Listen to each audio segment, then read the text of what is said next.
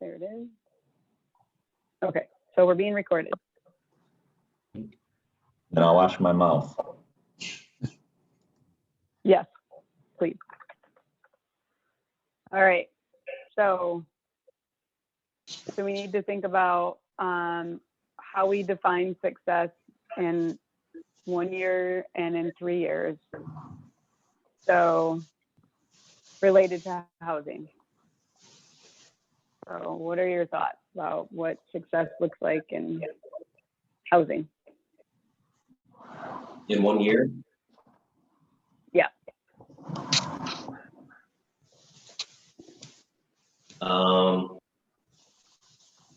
A year from when now, or when News and Day started? I mean, I guess I'd like to see at least Dave have past 50 homes, 75 to 100 built, and also working with some smaller developers on some clusters of 5 to 10 homes here and there. So the 75 to 100 was News and Day? I think Dave can That we pull said? 30 over 25. Well, yeah, for sure, because he's already got foundations on how many. Yep. I'm sure he'll have that many. Oh, she's here. Okay. If it goes as planned, there should be at least 100 Yeah. on our way to 100. I don't know, do we want to specify how many each developer has, or just say so many Well, new Yeah. affordable, there's different types of housing too. I mean, right? Dave's doing a lot of single family. I think we'll also have some success if we can incorporate some missing middle somehow. Yep. And we're still going to be looking at larger apartment developments, apartment units as well. And maybe not senior LIHTCs, but possibly more working family. Interested in another working family LIHTC. Maybe that's a little farther out. I think somehow we have to or put some kind of quantifiers on some of these, because that's the biggest thing, is affordability. And all of us in this little chat room probably have a different idea of affordability than I realize than a lot of our citizens, because I hear that all the time. Like, you guys think that's affordable? Yes. And it's like, oh, Yeah. okay. Well, and the thing is too, Beth had put that the breakout room would be about affordable housing. It was really just supposed to be about housing. Right. Oh, okay. So affordable can be part of it, but So that's a that piece doesn't of have to it. be our whole focus. Right. Right.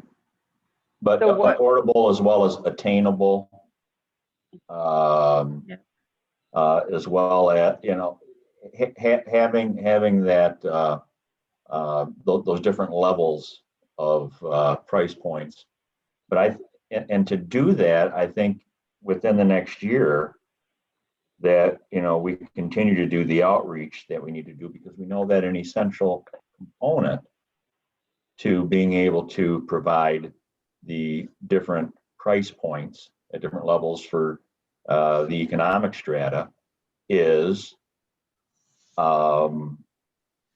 really being able to show the citizens in the neighborhoods the benefits of our attempts to, get away from exclusionary zoning, namely the exercise we went through with recently with McLaughlin and Angel and Jackson Hill. But I really believe that we're seeing some great benefits to the new type of zoning within the Nelson neighborhood, and it has benefited, the adjacent neighborhoods as far as their values because of the success of rejuvenating Nelson because of our new zoning there.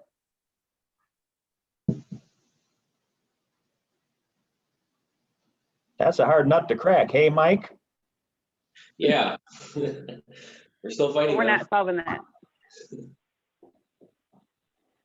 Okay, so I've got success in 1 year would be 75 to 100 homes built. incorporate missing middle housing, working family, and the larger apartment developments. A range of price levels, some level of affordable and attainable. And then I started in our keep, stop, start. So in stop, I said exclusionary zoning, and in start, I have expand urban residential zoning. Yeah. Anything else we want for success, defining success in 1 year? Do we want to put anything about zoning in there? That we've expanded to a certain number of neighborhoods, or? I don't know. Man, that's a tough one. Yeah, That's a tough one.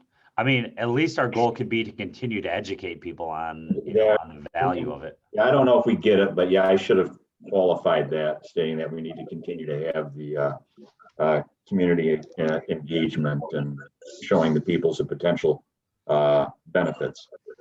I'm wondering too, if you guys would agree that one of our goals should be, continued, for the lack of better terms, like asset growth. We want to see that people that are investing in houses or own homes now in Muskegon are going to see that over the next year, see that continue to rise in value. One of the things that continues to come up is this idea of creating generational wealth, especially in minority communities. And it's tough to say that because we want to keep housing rates affordable, but the way to create generational wealth in your house is to see the costs go up, and the values go up. So there's got to be a mix, there's got to be the right level of growth there. And I think that we should really want to see values rise on our east side continue to rise on the east side of the city, so people can create wealth in the asset that they have. I think we really want to showcase Nelson too. I think within a year, I think we're going to get people in other neighborhoods complaining about why they don't have form-based code, or saying why isn't this happening in our neighborhood? And we'll have one good reason at least.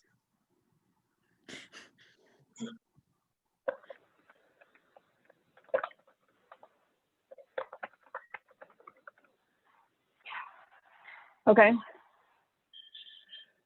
When it comes to that wealth building, right away, people are, my taxes are going to go up. I'm going to be priced out and everything else.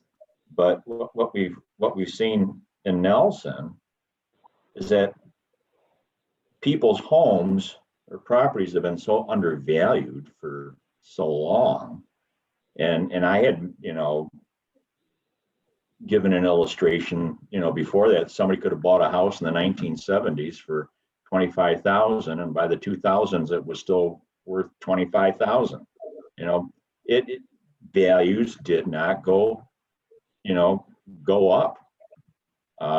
People were, sitting on properties that never really appreciated. So they didn't get wealth development for the retirement. They certainly didn't have an opportunity for wealth transfer to their children. But we've seen a change, in Nelson, where, there is that potential now. But even in strong towns, that Chuck Marone was saying, why would somebody put much effort in, maintaining, improving, expanding, their property if their $25,000 house in 1979 is still a $25,000 house in 2019. Right. Do we want to put something more specific about affordable homes in our 1 year goal, or 1 year success?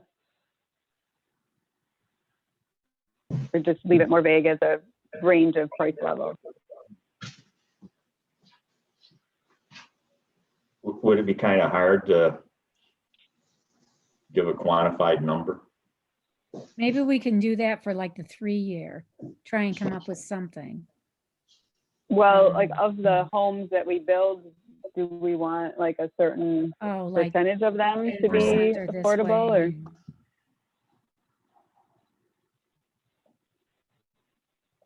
or? You know, if you were to ask me, probably the right number is somewhere between 20 and 40%. And I don't know, you know, that exact number, but it can't be above 50%. We know that because it's not sustainable for the community. You know, and so because we do need to invite people in here that are above the median income. Mhm. So, I mean, there's got to be there's got to be a percentage, you know, a range that's a range that we consider affordable, and within that, there's got to be a range of affordability, right? So I mean, it's like two things working together. So if it was the idea that 20 to 40% of them will be earmarked for affordability for people between, you know, 50% and 100% of the area median income or something like that, and give us some flexibility in there to kind of attract people at all different, you know, income levels. Because we don't necessarily want to be the city of the low income resident. We want to be accommodating. We want to give them chances to prosper and things like that. But at the end of the day, we'd prefer that very few of our residents stay low income. They have opportunities for growth and you know, and things like that. And if we're stuck, if we have affordable housing as people age out of it or grow out of it from a, you know, get raises and or get educated and get more money and things like that, then we're going to end up with our only other option, which it had been for years. If you wanted an apartment and you weren't low income, you had to go to Norton Shores and Fruitport and Spring Lake because you couldn't be here. Yep. Yeah, I think there's kind of a risk if we, I don't know, how can we quantify it but not risk being locked into that? Because once you put it on paper, people are going to say, well, you said this. And there's other variables as well. You know, our ability to participate in building programs, what the market bears when it comes to, you know, the private developer. How do you really control for that?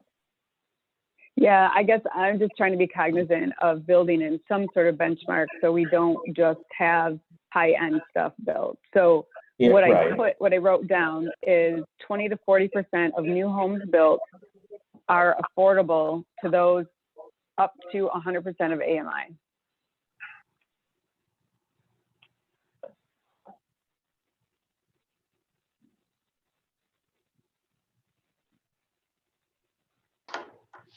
Yeah, no, sound okay?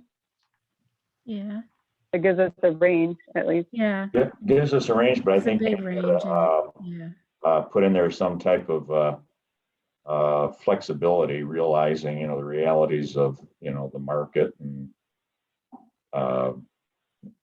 the realities of, you know, the development world. I don't know how to say that. How about no, not less than 20%? Yeah, or maybe language that just prioritizes to some level affordability over profitability, because we know that the houses are going to cost something to build. And unless Yes. unless we're always willing to make up the difference, somebody has to. And Can you guys I see think my Mike's screen? hammered on this up, you know, Yep. a lot of times the best way to get to affordability is a combination of us probably providing some subsidy and two, the community accepting different housing types, you know, that are easier to build and more affordable to build and more affordable to own. Okay, I'm not sure how to capture that.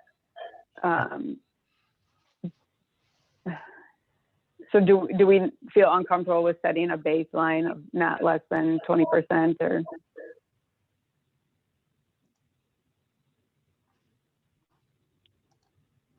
Just balancing a balance of, I mean, we already said a range of price levels.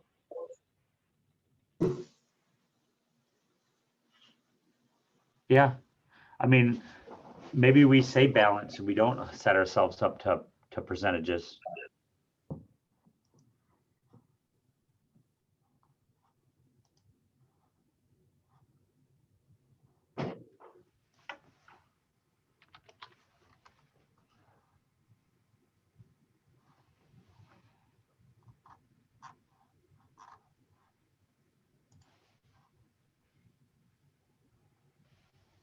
what do we call the high end? Market rate? Yes, Market rate or market driven.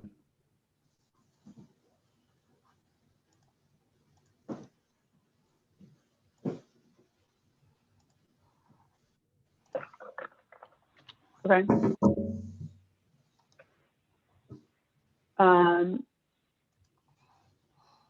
Do we want to talk about any kind of a program that we might want to enhance, or like, I guess, thinking about the programs that CNS currently offers?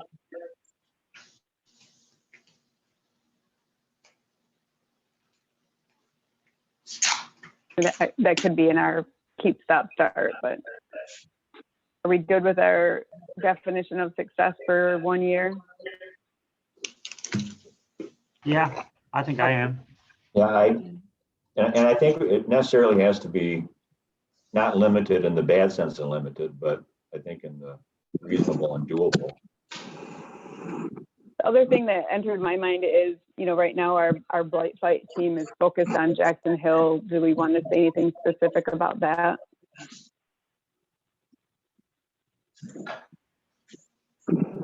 What, like so many housing, I don't know, like a certain number of new houses in Jackson Hill? Or just more, I don't know.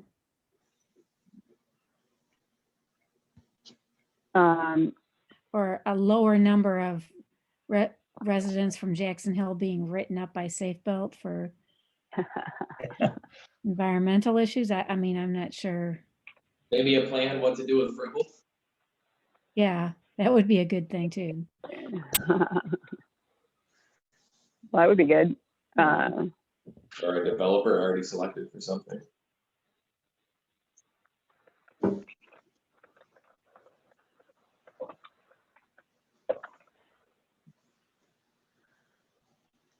Okay, should we move on to 3 years?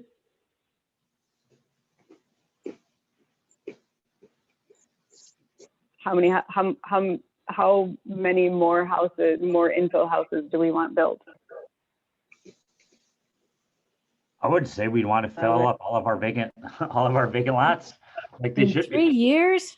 Hundreds. In 3 years? Oh, in 3 years. Oh, yeah, that's. Yeah, Yeah, I agree with you, Frank, but yeah. I mean, I guess for me, I think, obviously I want all the vacant lots filled. But a 3-year goal could be, additional homes built on vacant lots, but maybe in specific neighborhoods so that we're ensuring that it's branching out. Yeah, and it's all not in 1 or 2 different neighborhoods, something like that. Yeah. Mm-hmm. More infill housing focus. So Nelson, Jackson Hill, and what would be next? I don't know. We've talked about McLaughlin a lot.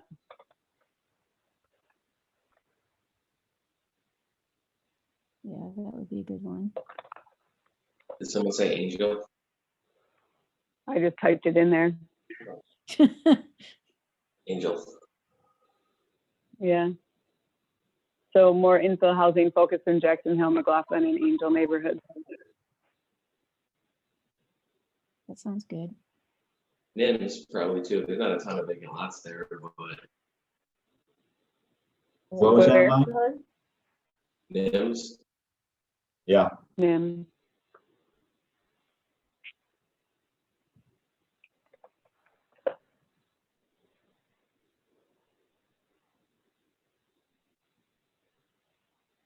And all the same, missing middle, working family. So there, I would say by 3 years, we definitely want urban residential zoning. Yeah. Approved for all above neighborhoods. Mm-hmm.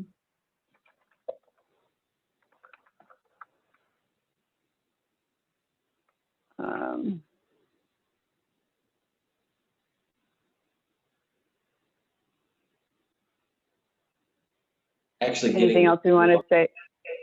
actually getting missing middle homes built too, because we see sometimes, even if we do get the zoning passed, sometimes the developer just wants to build single family.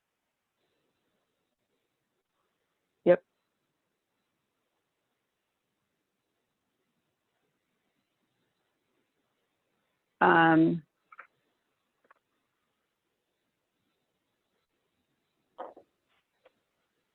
Any other, so I could, maybe in 3 years, we would actually have a construction project at Preble? Yeah, I would hope so by then. Any other, If we're looking at Specific. the, I'm sorry, I was just thinking of any other specific sites where we'd really want something. Angels Watermark? Street. Yeah, that won't be housing, that will be Boys and Girls Club, right? Oh. What's the school those Big Red was looking at? Is that Angel? Say, Charlie, what was that? What was the school we took the Big Red developers through? Yeah, it was Angel, but Oh. that was when we thought Boys and Girls Club was gonna be located at the new middle school. No, it's not. Okay. What about Watermark complete? Yeah, That would be really nice. in 3 years, yeah, or else our development agreement's not quite working out. no? I mean, if we're not done by then. Oh, yeah, Yeah. okay. You scared me there for a second. No, I said if we're not done by then our development agreement's Right. not working out. In that 3-year plan, you mentioned NIMS. Is there any, is there any potential view for, is there anything within the adjacent Campbell neighborhood that would be beneficial to look at, or is that a different situation? And we really have lots everywhere.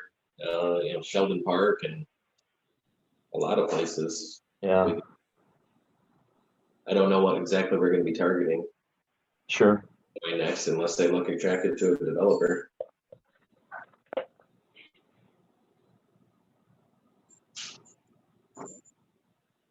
I'm Yeah. not sure if that's beneficial to put Campbell in there or not. I was just, asking for thoughts or input.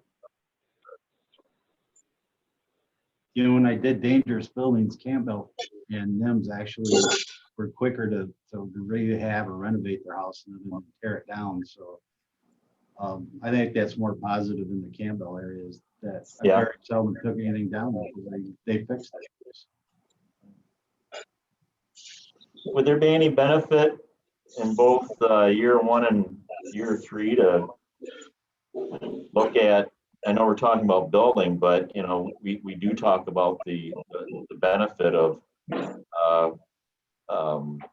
residential, rehabilitation programs. Any thoughts on that? That's a really good point. Yeah, I think there was a need for that, a huge need. After we had 3 incidents this summer that, people didn't have insurance, they had fires, or they had issues, and either they're gonna, have to walk away from their homes because they can't fix them or can't get the money to fix them. Which was kind of sad for one particular lady, that she just wasn't old enough to meet the senior requirements. And, she just made above enough money not to get the other stuff. So it's kind of frustrating that we couldn't help her. Yeah, those type of situations, as well as looking at, look, we've been pretty successful in some of our selective rehab. Mm-hmm. Right, Leanne? Yeah, yeah.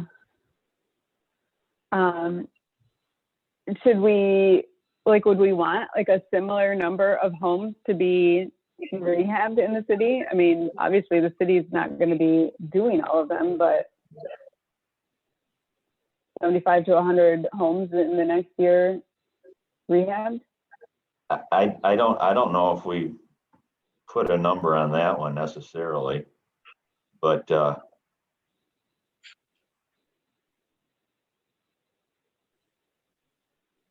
I think it'd Are be we dependent on talking what about- comes up. Are we talking about like funding that we would provide, or are we talking about just, the goal is that more houses get rehabbed? I think leaving it open-ended like that, but somehow, we can continue to make it a priority. And I know it is a priority in conversations, out in the community. But we've actually been walking that walk with our assumption of tax reversions and seeing which structures, are appropriate to save.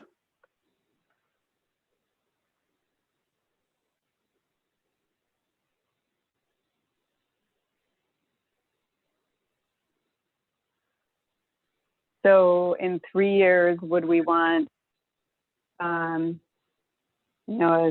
a significant reduction in violations, or we just want to, again, increase the number of houses being rehabilitated?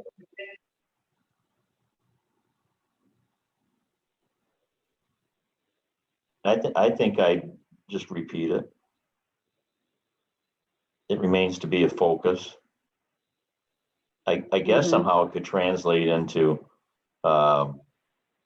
see a decrease in the number of problem properties, but I don't know what that means. Mm-hmm. Yeah, I don't know what kind of statistics we currently have. Yeah. Kim's on here, but he hasn't been here very long, so he might not be able to comment on that. All right. Other definitions of success?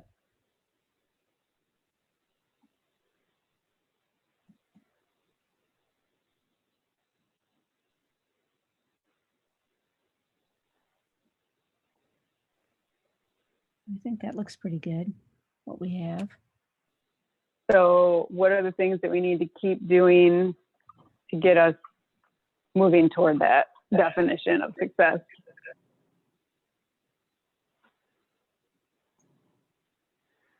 I would say we need to continue working with developers, to Yeah. ease the process.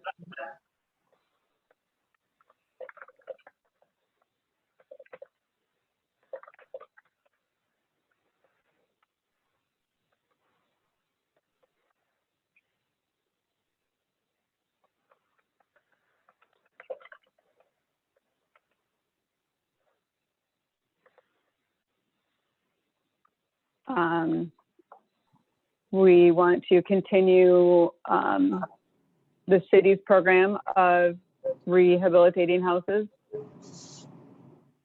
I don't know, Frank was about ready to give that up, but I mean, we could still do that through like CDBG or home, so.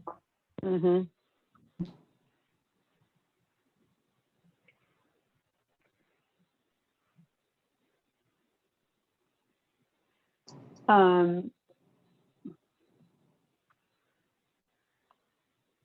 One of the things that I know I would like to do when our budget is in a good place again is to add city funding to the typically, purely HUD funded programs. I'd really like to be able to match what the feds give us so that we can double our impact. Anybody have a comment on us using some of our general funds to do that? Now, if we can I don't show wanna- a real benefit, I think beefing up our ability to get the job done wouldn't be a bad idea.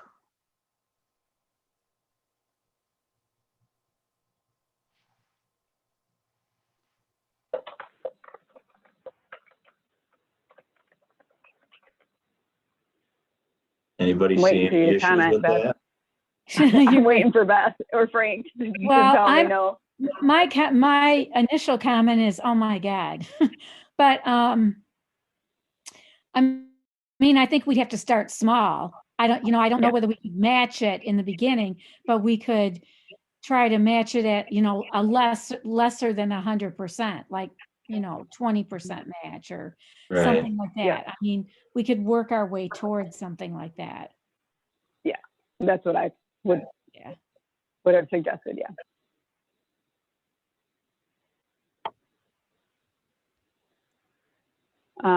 Anything else we need to keep doing?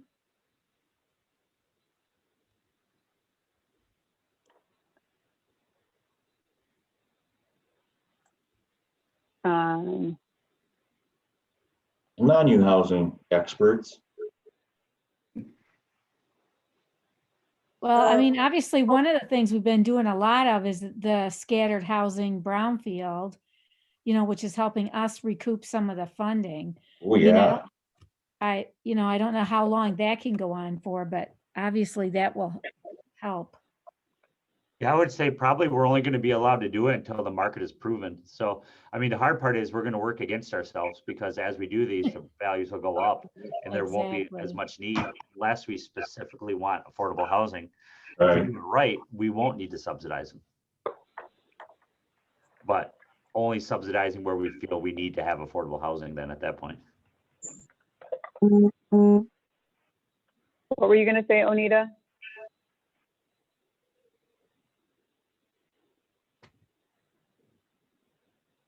No, I was just saying that our home buyers assistance program is making the homes that they're purchasing homeowners. So that's always helpful in our community. And for this year, we've already got 14 that are have been assisted to purchase homes. And the amounts of the value of the homes have doubled from last year to this year. So Oh, really? to the $100,000 mark. Oh, that's And great. last year it was 79, the average home. So just keep doing that. It's a positive trajectory. Yeah.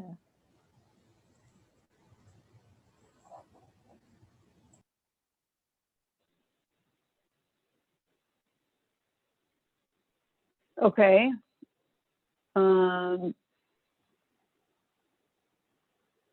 I would say maybe something we could start is to like develop marketing materials for Frabel.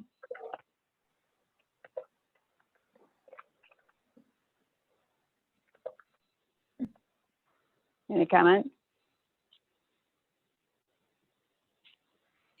Yeah. Did you say start- have? Did you say have marketing material for Said- Frabel? I said develop some.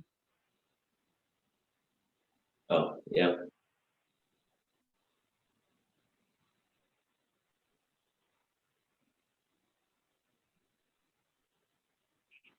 Should we continue working with Community and Compass on affordable housing?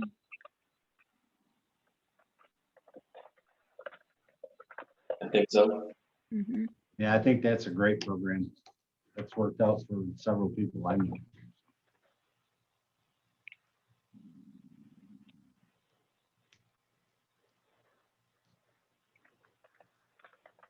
All right, anything we should stop doing besides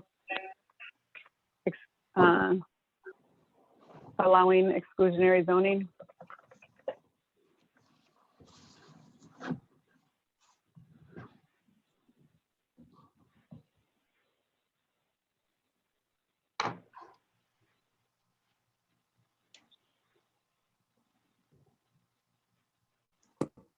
Do we think we'd ever get to the point where we'd get away from exclusionary zoning citywide, or do you think there's areas where we never be able to get that done?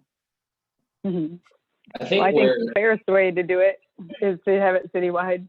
I think it's gonna be a tough sell for areas that have historically been built as single family. I think there's less of a case for us to make, but it's definitely more fair.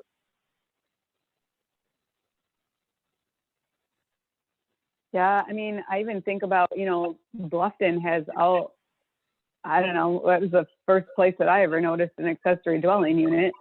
Granted, I grew up over there, but Yeah. I think there are ways that it can still work. Right, well, we can just leave it as is, throwing it out, leave it as is for, future, evaluation. Mm-hmm.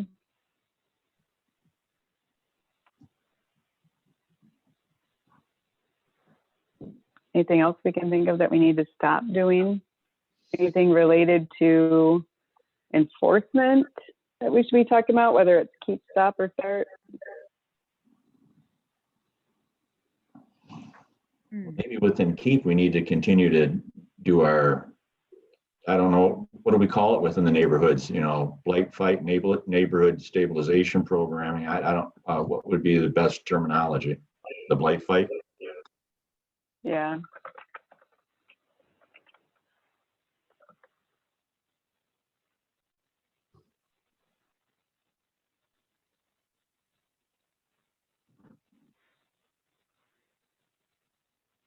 Mhm.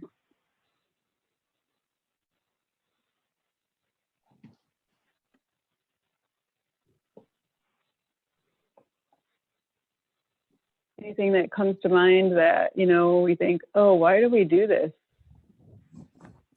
Or surely there's a better way, even in like our processes or anything, or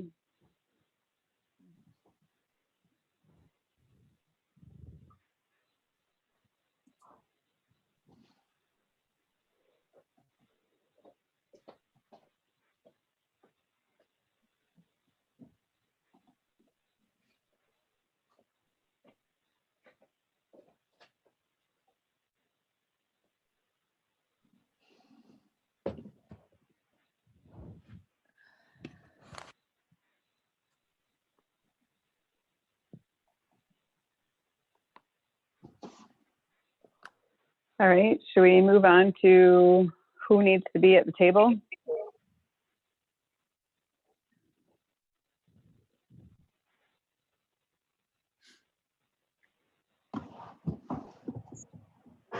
Yeah.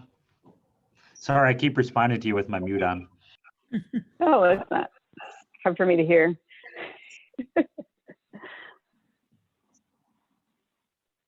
Well, we better put the neighbors in there. The residents. Yes.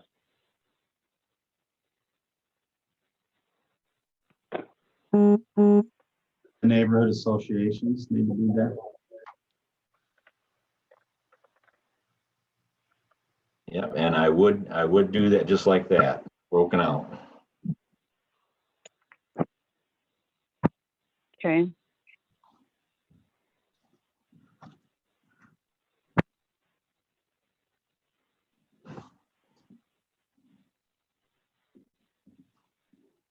Now, can we kind of mirror what we're doing as far as contacts with the Jackson Hill?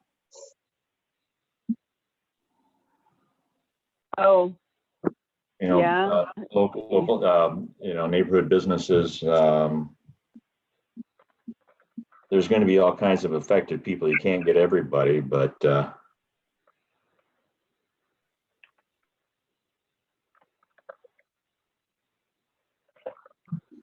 oh, good one.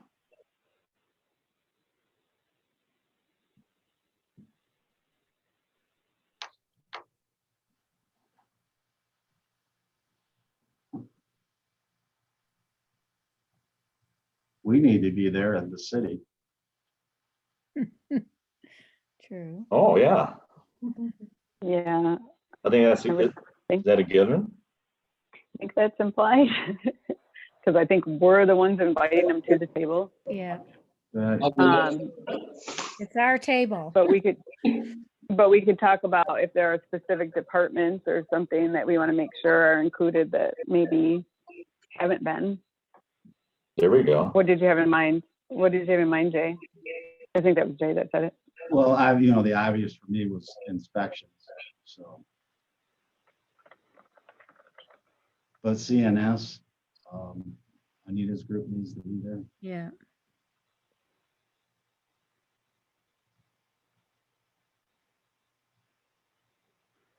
I'm trying to think who else was on our stakeholder list for Jackson Hill. Yeah. Well, what about like contractors, possibly minority yeah. contractors?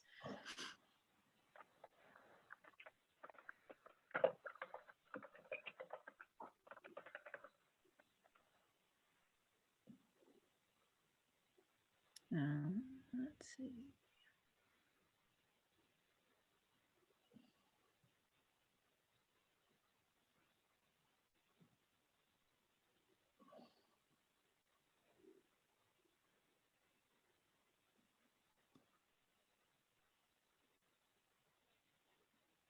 Realtors.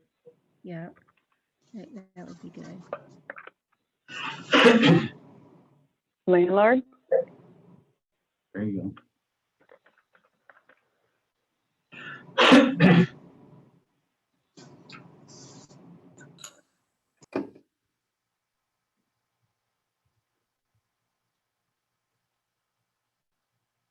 The Can we add Renters. landlord association as well? Because I'm sorry, say that. What was that? I missed what you said. Add the landlord association.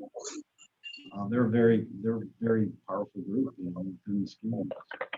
Yeah, we need to get renters' opinions more. Yeah.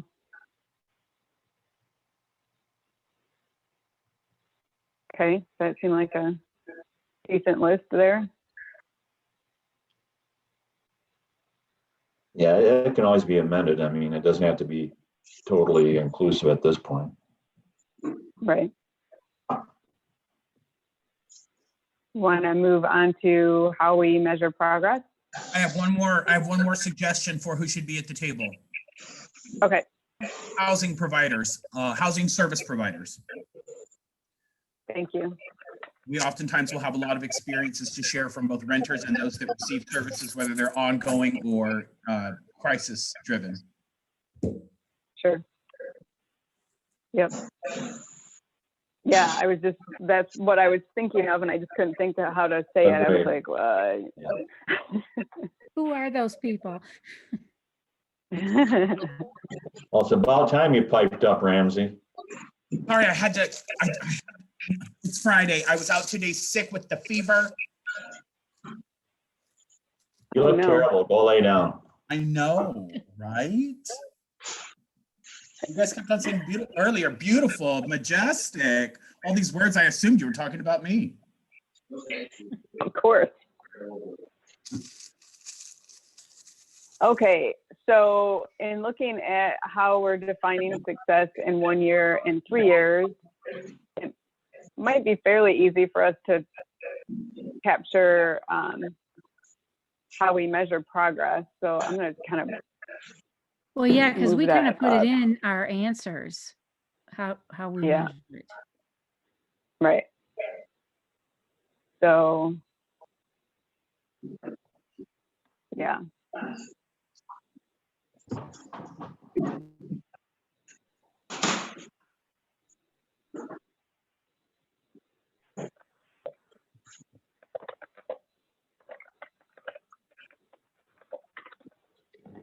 All right. I think we actually covered that quite well. And then what does accountability look like? I mean, certainly who came to the table, right? Who was invited?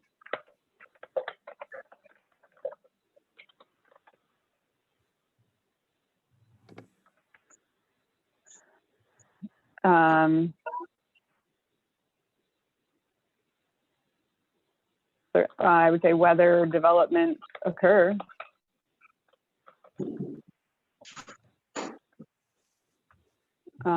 what the tax base, well,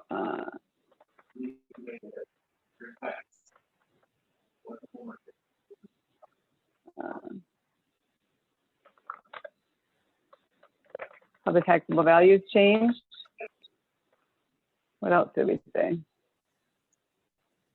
I think, so from a resident standpoint, I think that we do a really great job, and Frank knows this, I've shared that with him, that we do a really great job of asking residents, hey, what is your opinion? But how are we actually instituting or illustrating to residents that we take their opinion and we listen? And if we don't listen, that there's a reason and this is the reason. So that circle of communication with residents becomes stronger and more weighted. I don't know how you're going to put that in a system of accountability, but that needs to be there.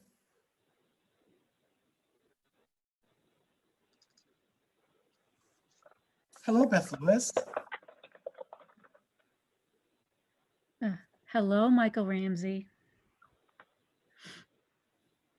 So does this capture it okay, Michael? I have sharing results, outcomes, plans with those who gave input. Love it. Okay. Hey, Leanne, it's Beth. Can I jump in here real quick? I just wanted to check in Absolutely. and say hi and see how things were going. We just get started. They were waiting for me, Beth. They just waited for me. It was all on hold. Yeah, we all just chit chatted until Michael arrived. Look at all the work I've done. Yes, it looks like lots of things have been shared. Yes. Awesome. Yeah, I've been waiting for this we've made loaf good of bread I'm baking to rise. What? Well, I'm just sort of popping around to the rooms to see how things are going and how we're doing on time. Because I realized we had, you have a generous amount of time, and I want you to have the time you need. But if you're done, then you're done. So, what's your sense, I guess? I think we're close to being done. I think we would definitely be done by noon. Okay. All right. Very good. All right. Well, I'm going to take the pulse of the other groups, and I'll watch for a broadcast message that probably says, why don't you try to wrap it up by a certain time? And if we're able to end by then, either way, you'll see a message from me. And if you're done and everyone else isn't, then you get a break. Okay. All right. But it's not nice to sneak up on people, Beth. You scared me. I know. Sorry.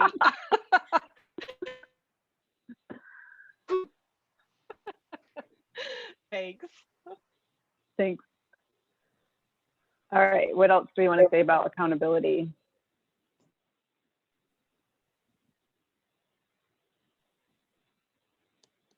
How do we show accountability to our partners? Meaning that as I'm reading through this, we're talking about these developments and building this and looking for the missing middle. What is the accountability that we have with our developing partners to ensure that they're understanding and doing what we need? And really, I guess that's their accountability to us, but we are the ones that would need to institute that system of checks and balances. And I don't know what that looks like, but I think it's always that. So this is affordable. This is considered the missing middle because, you guys all know this. I support housing at every price point. I want to create a Henry Ford assembly line where you go into your first economy studio apartment and end up with a beautiful mansion on the lake if that's what you desire. And so how do we make sure that that system continues to edify itself as we move forward building so that we're not having something fall through the cracks? Magic. Yeah, it's probably easier if we're actually the driver or financial partner in any of this. But as far as private developers, they're going to build what they figure they can make do with in the private market. And is there an opportunity there, Mayor, for us to? I mean, obviously, if we have a team like this that says, and someone's coming in to develop, we can say, hey, here's some information around what is needed in our city, and maybe that will sway them because if they build something that is needed, they're going to sell or rent faster. Right. So maybe there's an opportunity just to provide information, to accountability. So to make up-to-date information on housing needs available to anyone and everyone. Right, and we do have a recent housing study that we did, and there was an extensive one. I don't know how many years that's coming up on though, but I mean, the information's out there, you know, we maintain that data. Yeah. Hopefully can, you know, continue to update it. And maybe that's the key word, Leanne, that the mayor just said, that we maintain housing data, housing needs data.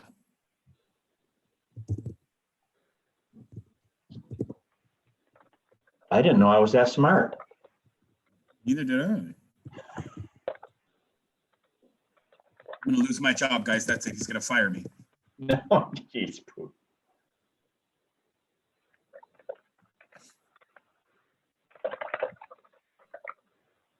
Yeah, and just as a FYI, we are planning to advertise an RFP for a consultant to do an updated housing study for us in the near future.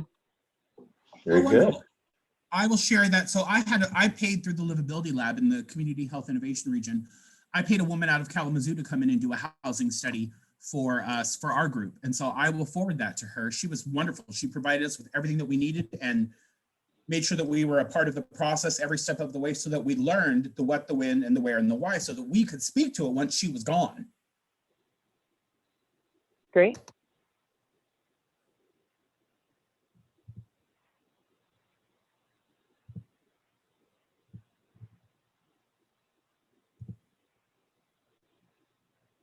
Okay. Other thoughts on accountability?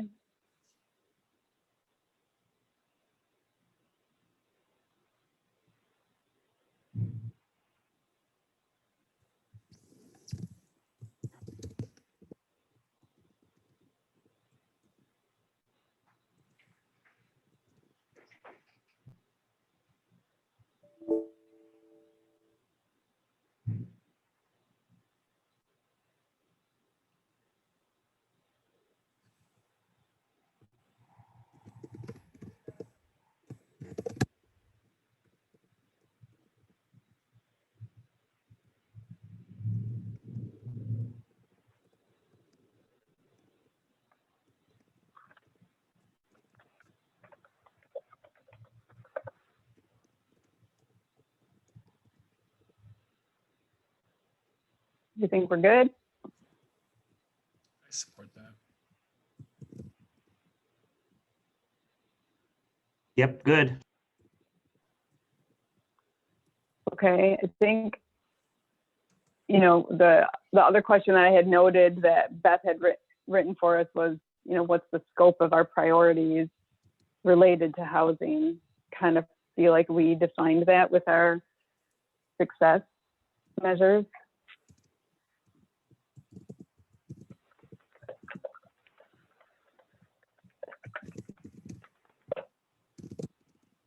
Anybody have a different opinion? Do we have a statement, like an actual statement of scope?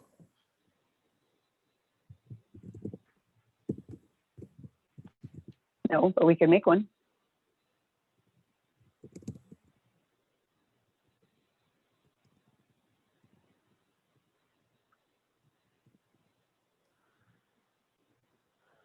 I mean, looking at our definition of success for, you know, 1 year and 3 years, you know, essentially, and kind of what we said at the top of it was that we wanted to eliminate all the vacant lots and have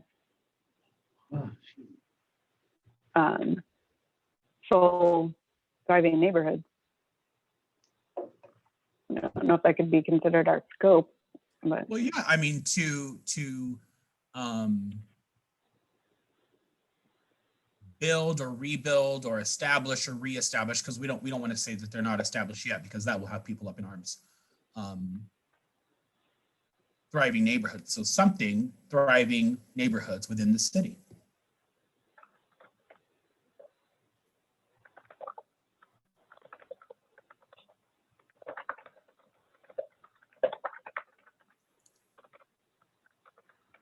Sounds like good not-for-profit scope of work to me. So I have to build more housing options that allow our neighborhoods to thrive. Celebrate.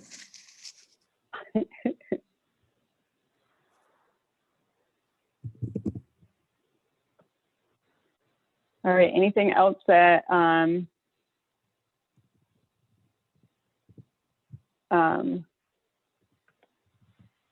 you think needs to be captured?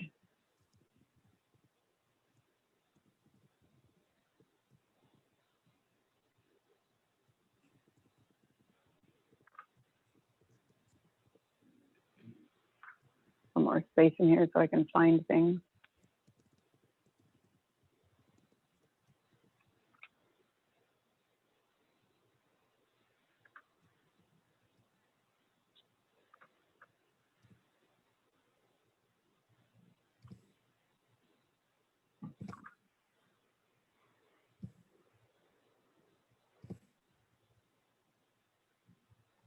Any parting words?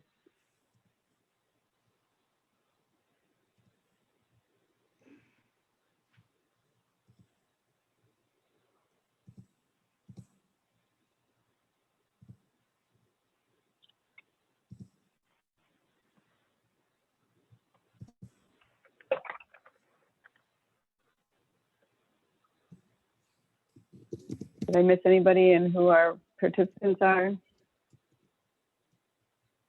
Oh, I don't think, oh no, I have Ken.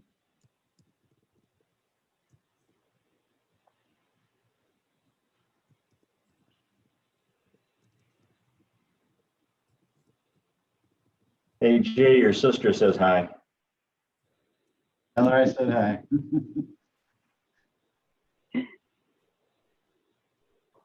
All righty, well, I appreciate everybody's input. I guess we can take a break until someone tells us what time we're supposed to be back. I'm gonna stop sharing my screen if that works for everybody.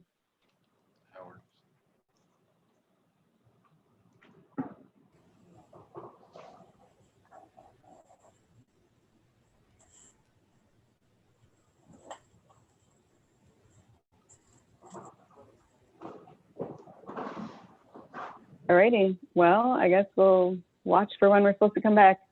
Okay. Thank you, Thanks Leanne. so much, I appreciate you guys. Yep, you're welcome.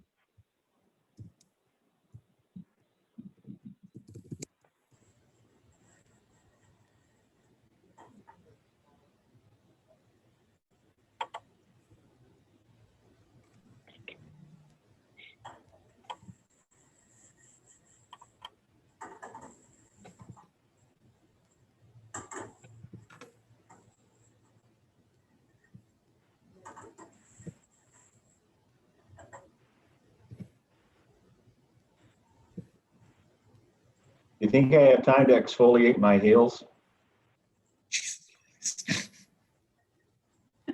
I don't know how much time that takes. I'm Right, sure you that's could the tap thing. dance. I'm sure you could tap dance barefoot. I just missed that. Well, Beth just sent us a message, but it disappeared and I didn't get to read the whole thing. How'd she send it? It just kind of appeared at the top of my screen, Oh, but I don't see it in the chat. me neither. So I'll text her.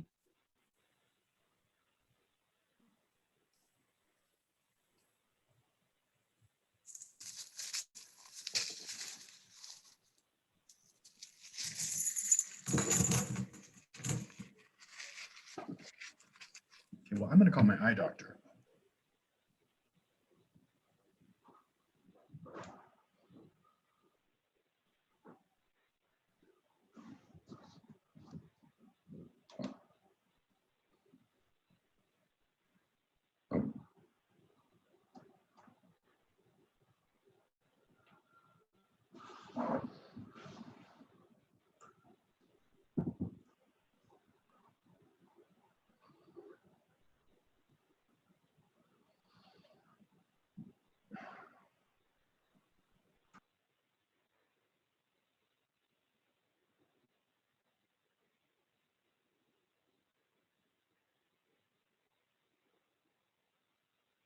Am I? So Beth, darn it. I'll put this on. Beth says we need until 12:20. She will ping everyone at 12:15 to wrap up. If she said we finished early, take a break. All right, I'm going to take.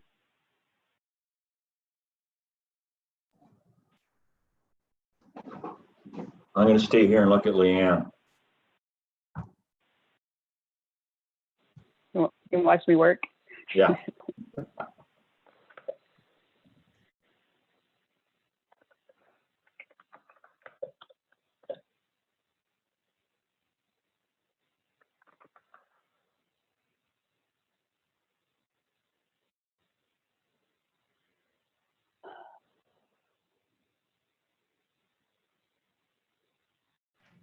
Hey, Leanne, Yeah. can we add permits under that section? You know, how we measure success, or measuring success? So we could, you know, if we had 50 building, you know, permits compared to 2 last year. So, number of building permits. Yes. Sure.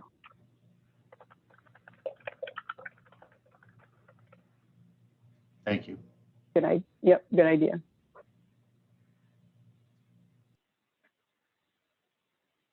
Yeah. If something comes up, something else comes up, let me know. All right. Thank you.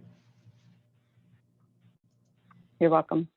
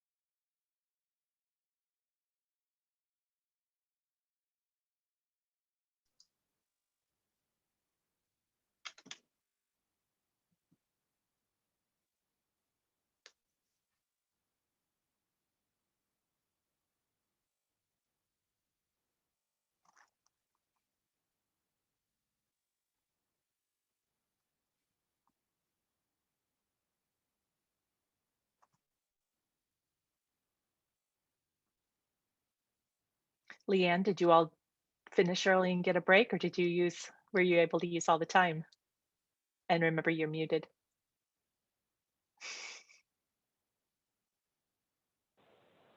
We all took a break because we were done. Excellent. Good. What? All right. Welcome back, everybody. Good to see you. I hope you had generative conversations. And as part of this report out, I would like to start with Sarah. And I believe you all had youth and education, because I know you've got a 1 o'clock meeting to get to. So We why don't you do. kick us off? So we had youth and education, and we kind of really just spent a lot of the time just kind of loosely talking about our thoughts and ideas when it came to youth and education. But I'll start with the questions that Beth had proposed for us. In terms of what success would look like when it comes to this topic, one of the main themes that we all kept reiterating was we need to get opportunities out in front of our youth and make connections. And we need all of them to have equal access to those opportunities. One of the things we talked about was it might be a good idea to compile a list of what connections are out there that exist, and look at how we can grow those connections with the youth in order to provide more opportunities for them. Some of the things that we want to keep doing, and I feel like I'm going to reiterate a lot of the same themes over and over, but we need to keep identifying the connections that already exist, and growing those connections. We think that there's connections that are out there that would benefit from being strengthened, rather than trying to create whole new connections that maybe don't already exist. And we also think we need to keep working on gaining parental involvement with that youth. A lot of us identified as parents, and the fact that it can be exhausting when you have children to try to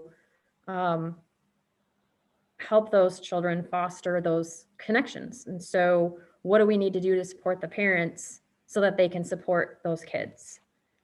One of the things we identified that we need to stop doing is we need to stop being exclusive.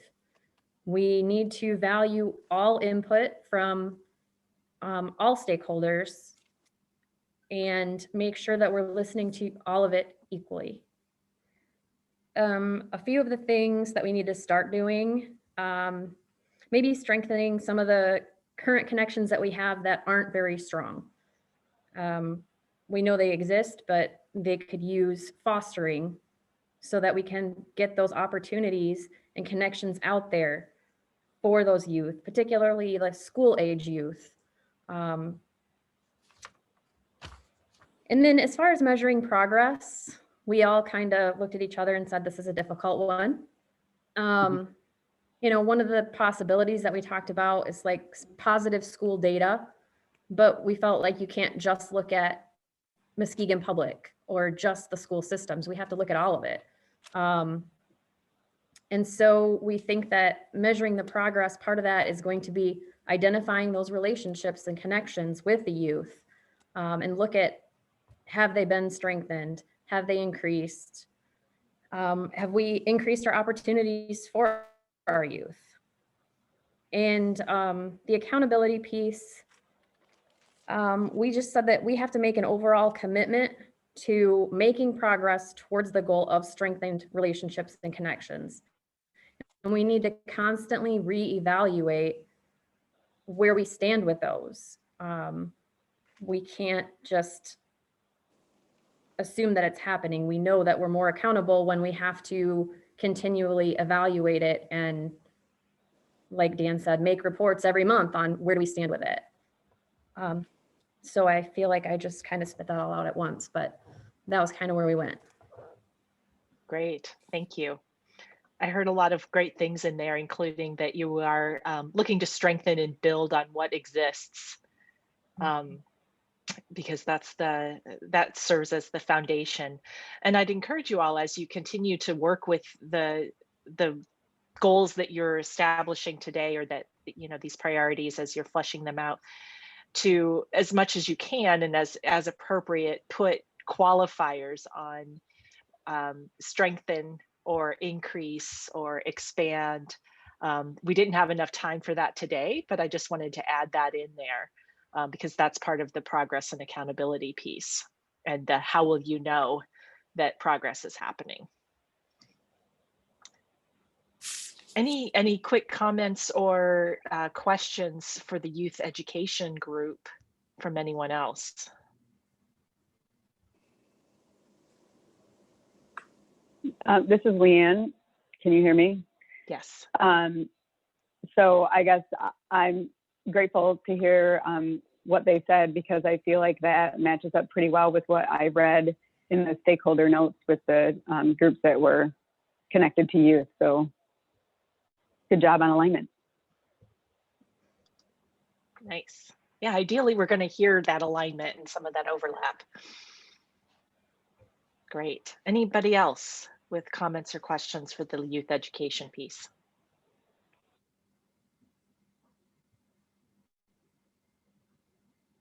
Okay. Thank you, Sarah and team. And who would like to go next? We had social justice and affordable housing. I'll go. Thanks, Dave. We've got social justice. I've got probably about 7 pages of notes here. It was a wide-ranging conversation, a lot in terms of the first 2, in terms of how we're defining success here in the next year and the next 3 years. I think the fact that we didn't come down with cemented in answers to these shows the challenge, I guess, that we are going to be facing in terms of this area. The one thing that I think that we did sort of hone in on in the first years is that we need to come to a common understanding of what the definitions are, and shared, some of us had seen in some of our internal training on social justice issues, the difference between what's equal and what's equitable. And we need to have that conversation internally and then in the community here in the next year, so that we have a staff, a group of elected officials, and eventually, hopefully, a community and community leadership within our city that are all speaking from the same or similar understandings of what this means.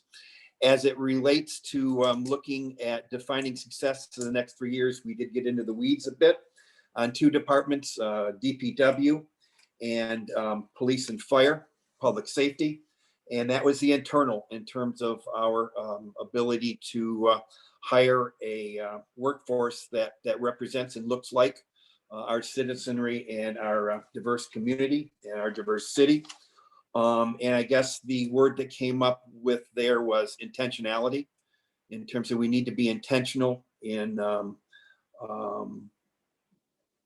bringing to the fore the policies and procedures that we need to get to where we want to be, which is to have that workforce and our community makeup be sort of one and the same as it relates to who's in our city and who's in our workforce.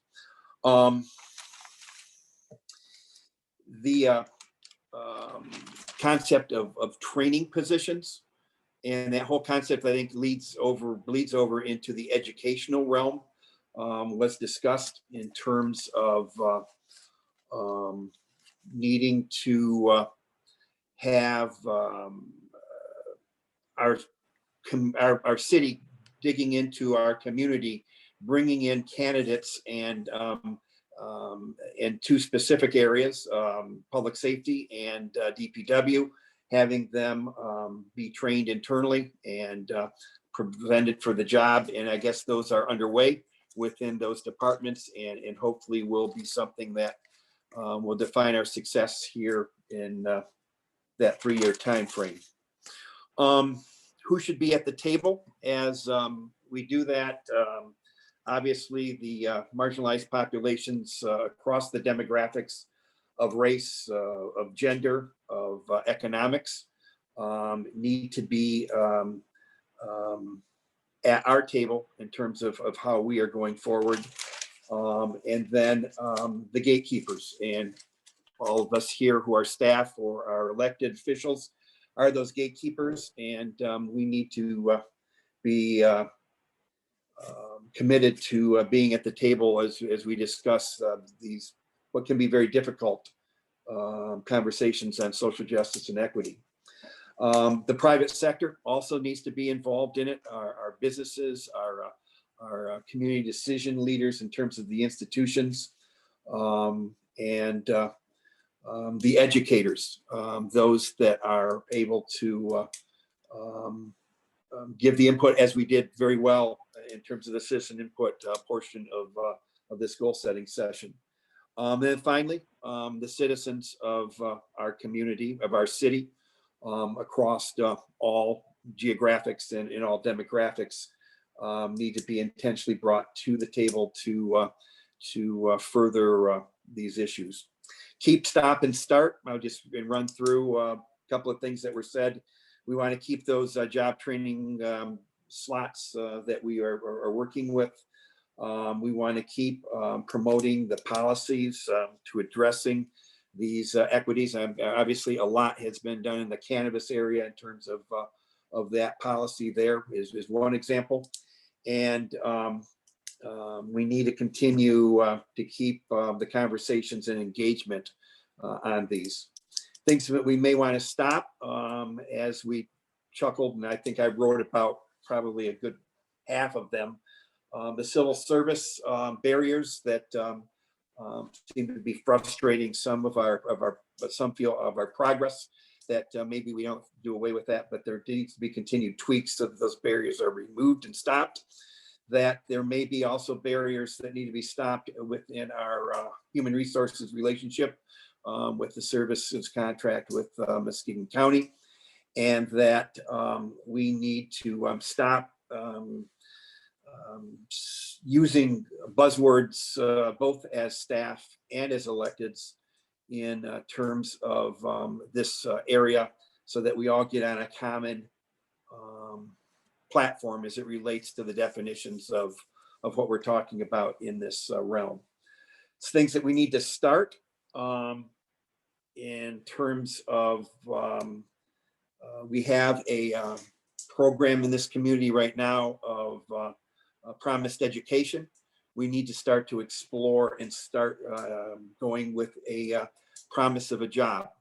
And that's sort of a different mindset going forward in the years to come. We need to have programs and starting to assist minority small business development and continuation of the minority small businesses that are already in our community, in our city. And we need to start using, as we said before, and to stop the uniformed use of the terms and definitions around this topic. How do we assess our progress? It's got to be data driven. And we need to, if it means that we need to have more, which we all agree, downtown businesses from the minority community, especially the African American Black community. How do we count those, and not only in downtown and Lakeside, but then how do we develop those in other neighborhoods as it relates to other commercial areas within the city. We need to be tracking these data both internally and externally, but that as we were being pulled out of our room, we were discussing the legal hand tying that we have sometimes in wanting to get to where we want to go. And just as a city, we're unable to get there through the means that we may find the easiest because of legalities, and that we need to be working on incentives to get to the outcomes that we want in the coming years. So it was, we could have probably gone on for another hour and a half. And there's just a lot thrown out on the table. And I want to thank those in my room for having a very open discussion. Awesome. Thank you so much, Dave. And thank you to the team that was talking about that. And yeah, this is, while we hope to have made substantial progress to identifying those goals, the conversation will continue. So thank you for getting it off to such a great start. Affordable housing. I believe that was Leanne, your group. Yes. So we talked about housing more generally, excuse me, not just with regard to affordability. So in starting out,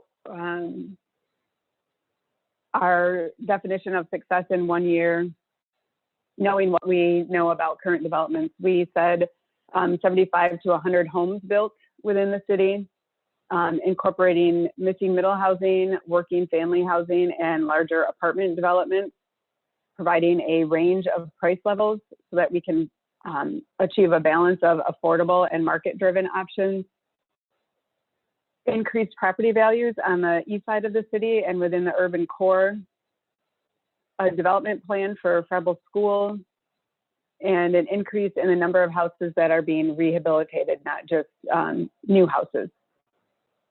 And then our definition for success in 3 years was to, excuse me, increase infill housing and broaden that focus to Jackson Hill, Nims, Campbellfield, McLaughlin, and Angel neighborhoods, because there has been a lot of focus already in Nelson. Urban residential zoning approved for all of those neighborhoods. Again, a range of price levels with this development so that we are still achieving that balance of affordable and market-driven options, incorporating the missing middle housing. Again, just, you know, keeping that consistent growth, allowing all of those options. In 3 years, we're hoping that we have an actual construction project at Frebel School, that the watermark is completely built out, and an even greater increase in the number of houses being rehabilitated in our neighborhoods. And we talked about how we measure that progress, and we think that we made some fairly specific goals so that the measurements are fairly obvious. And then we also added the number of building permits that we see each year and reduction of blight in the neighborhoods. In our discussion on what we keep doing, stop doing, and start doing, we want to continue to educate on urban residential zoning. We want to continue working with developers to ease the process for developing and for constructing.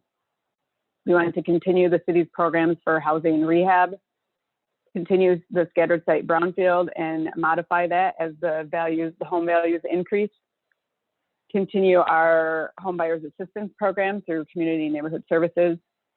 Continue working with Community and Compass on developing affordable housing, and continue blight fight efforts to stabilize our neighborhoods. The only thing we mentioned to stop doing was to stop allowing exclusionary zoning. Some things that we want to start, expanding the urban residential zoning, showcase the success in the Nelson neighborhood with regard to that urban zoning, increasing funding for CDBG and home funded programs so that we can increase our impact on the city for those that need help, and developing marketing materials for the Frebel property. Great. Thank you. Thanks, Leanne. You're welcome. So I'm going to have to combine because I realized I forgot to check in to see if there were any questions or comments for the social justice team. And so let's say, any questions for social justice and or affordable housing before we move on towards the closing?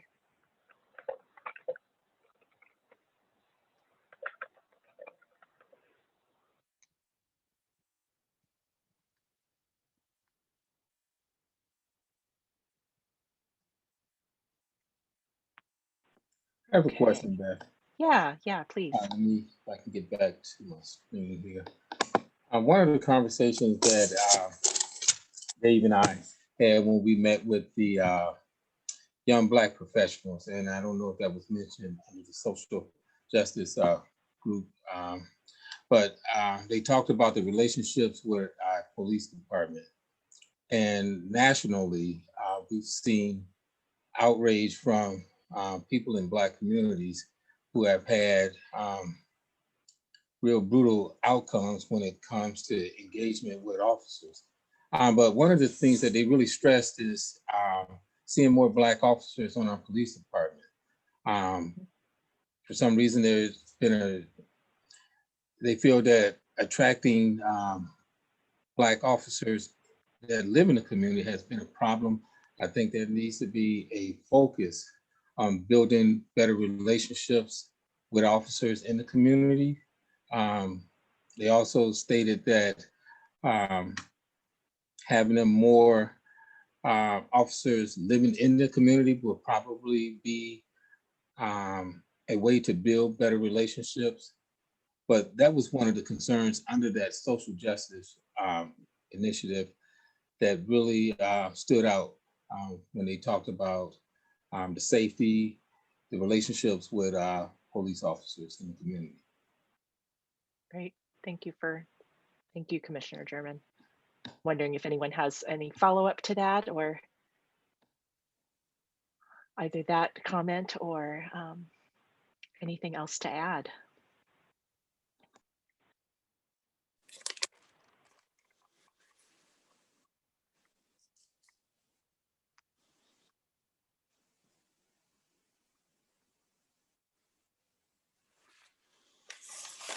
Okay.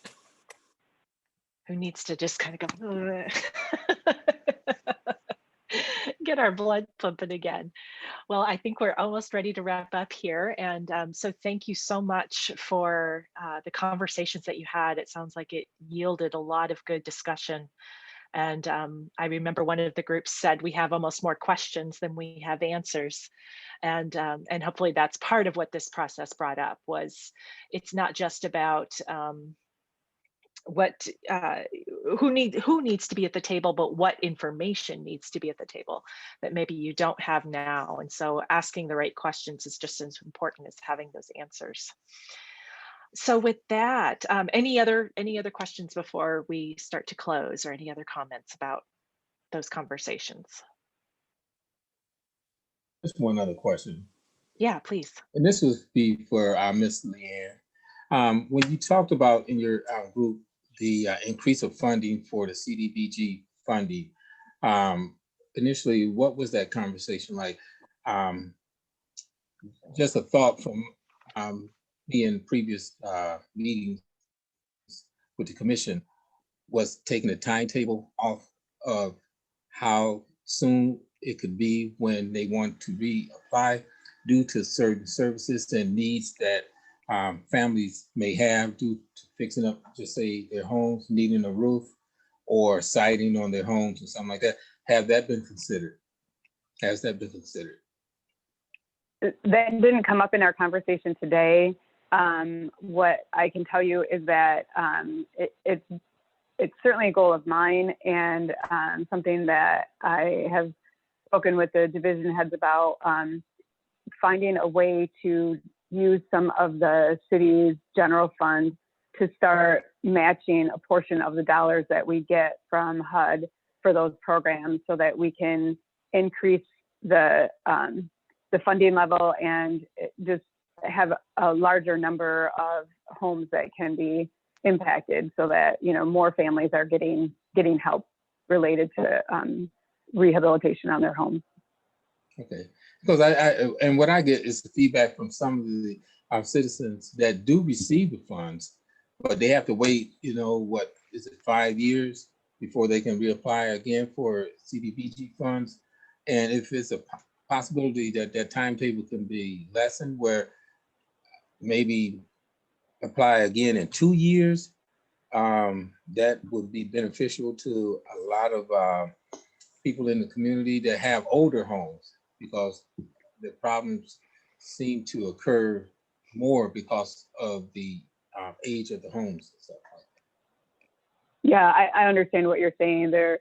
The need is very great, and oftentimes when people come to us because they need assistance, they need more than one thing addressed, and we are able to address one thing at a time. So yeah, I understand what you're saying. Okay, thank you. Sure. Thanks, Commissioner German. And thanks, Leanne.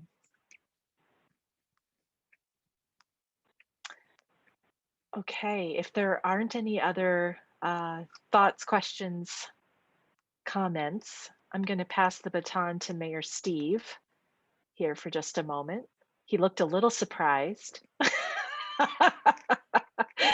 But if you would mind commenting for just a moment about, like, what are our next steps? What happens? Where do we go from here? Where we go from here is our brain trust. Well, no, our great facilitators and our administration and division department heads, I believe, will begin pulling together all the ideas and data from today so that we can begin formulating a clear path going forward as to what we'll be focusing on and how with what we've generated. Once upon a time, we used to go around with the little sticky notes, and The old days. in the old days, and what we want to do, and our big old sheets of paper.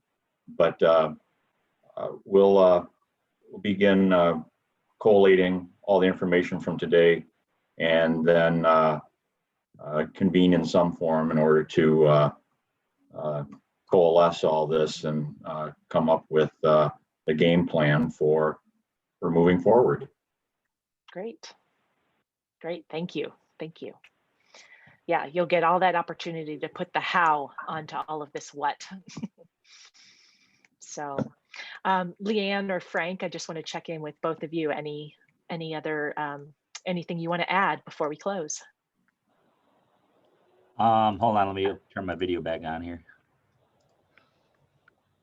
No, nothing really for me. It was a great exercise. It was definitely different, because we weren't involved in some of the conversations, which is also a kind of a fun, different way to do it too. But it was nice to see what other people kind of, came up with, working on their own and stuff over there. So I think it was a good exercise, and I'm happy to see us at least done with today's exercise on time. Yeah. Yes, absolutely. On time is always good, and even early. Yeah, and to your point, even if you were in a particular room, you probably heard something from another report that is of interest. And so it's not meant to silo you into specific areas, but to at least get the conversation going and then see where you can intersect. Leanne, I think you were going to say something. I'm very grateful for all the participation today, and especially for the participation in the stakeholder meetings. As everybody is thinking about the goals, I also want you to think about the process, and I'd really appreciate some feedback on how you thought this went, having these stakeholder meetings and doing the survey, and if you've got ideas for how to improve that or build upon it, or whatever your ideas are for the next time we go through one of these. I appreciate that.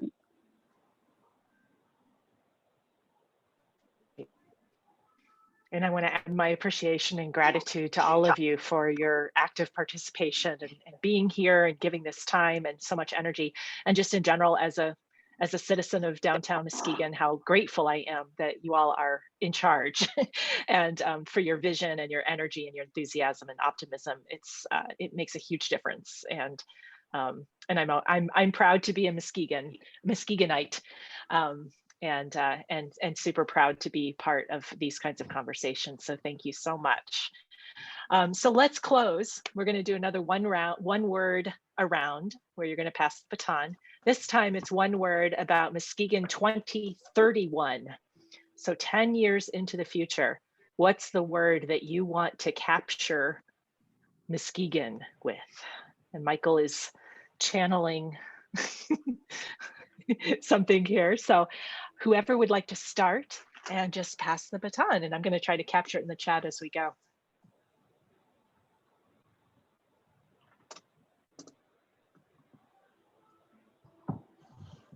Hey, Beth, I can start out. Thanks, Ken. After, Oh, wait, Hey. it wasn't Ken. Yeah, it's Who's Chief. talking? it's Oh, Chief. thank you. I'm sorry. I looked over here. I saw Ken do this. Thank I you. answer to a lot of Thank you. names. But after today, I think the word I came up with is action. We need action. A lot of talk, a lot of ideas, stuff, but now I'm stuck on action. Thanks. Who would you like to pass to? I'm gonna pass to Jay Paulson to get public safety out of the way.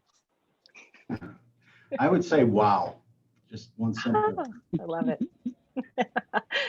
Awesome. And who do you I'm want to gonna pass to? pass to, let's do Dave Baker.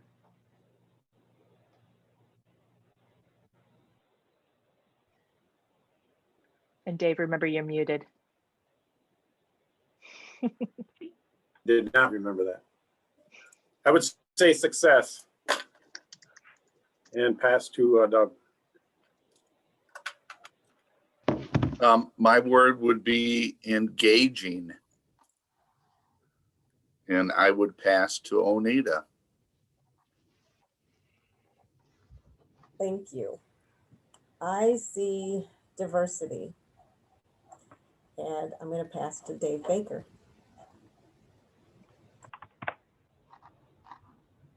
I already went, so Leo. Say accountability. And I will pass to my ward commissioner, Miss Teresa Emery.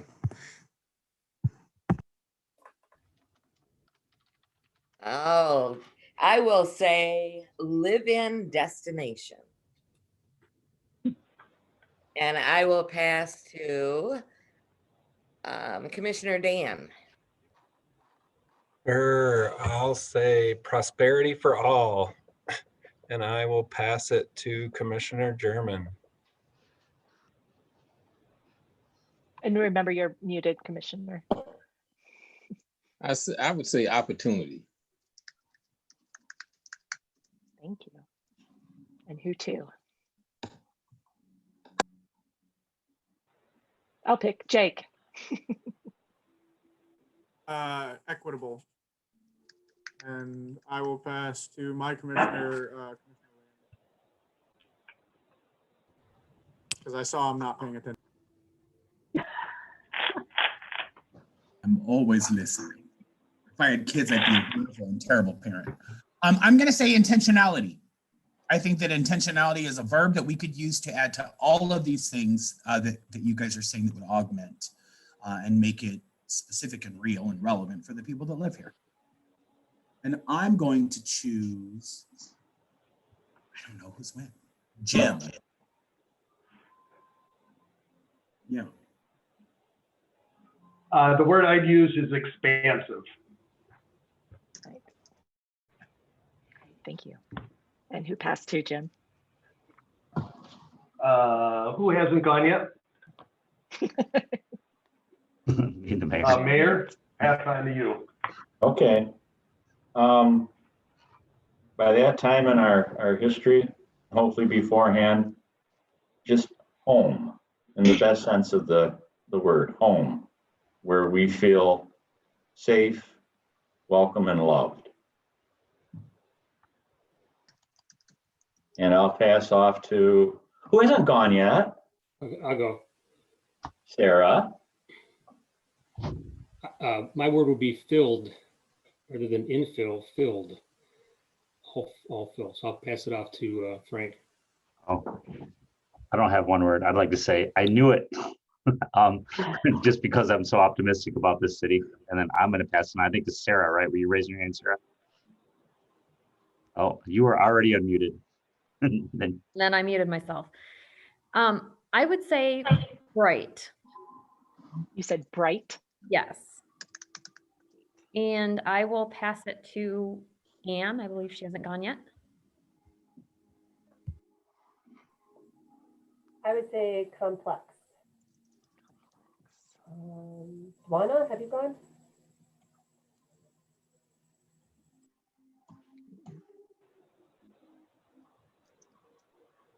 I would say I'm going to piggyback on Jake and say equitable. And Dwana, who do you want to pass to? Who hasn't gone? Raise your hand. Leanne, Dave, Alexander, Oh, I'll and pass Eric. it to Dave Alexander. Okay. I'm going with Commissioner Dan, prosperous. And Leanne? My word is welcoming. And I'll go with Ken Johnson. Thank you. I like Frank's phrase. I knew it. I think it's very optimistic and one we all can embrace. I have two words though. One for today, and that is grateful. And the word for 2031, Muskegon, it's abundance. Nice. Thank you. And I believe Commissioner Hood or Vice Mayor Hood. My apologies. Good to go towards the beginning because all the words get taken up. Well, there's one. You can +1, +10, any of them, right? I'm gonna go with the ones that was in my mind anyhow, Good. which was diverse home destination. And anyone else? Yeah, has anyone not had a chance to go? Joe? I think we got it. All right. I'm hitting enter. Take in those words. Lots of positive energy there and lots to be excited about. So I can't wait to be here in 2031 and see all of this coming to fruition. And Deborah, one of our neighbors, just chimed in. She said just as in justice. So thank you for adding that, Deborah. So with that, we're adjourned, unless there's anything else that anyone wants to say in closing. Just a great big thanks to you, Beth, to my fellow commissioners and staff for all the hard work. And let's not be afraid that as we're talking about people coming to the table, if we have to build a whole new damn table and redefine what that means to make sure people, all own that table, then let's do it. Yeah. And on that positive note, we're adjourned. Enjoy the rest of your day and enjoy the sunshine. Thanks Thank everybody you. for being here. Thanks so much. Take care and be well. Take care. Be well. Bye. Thanks.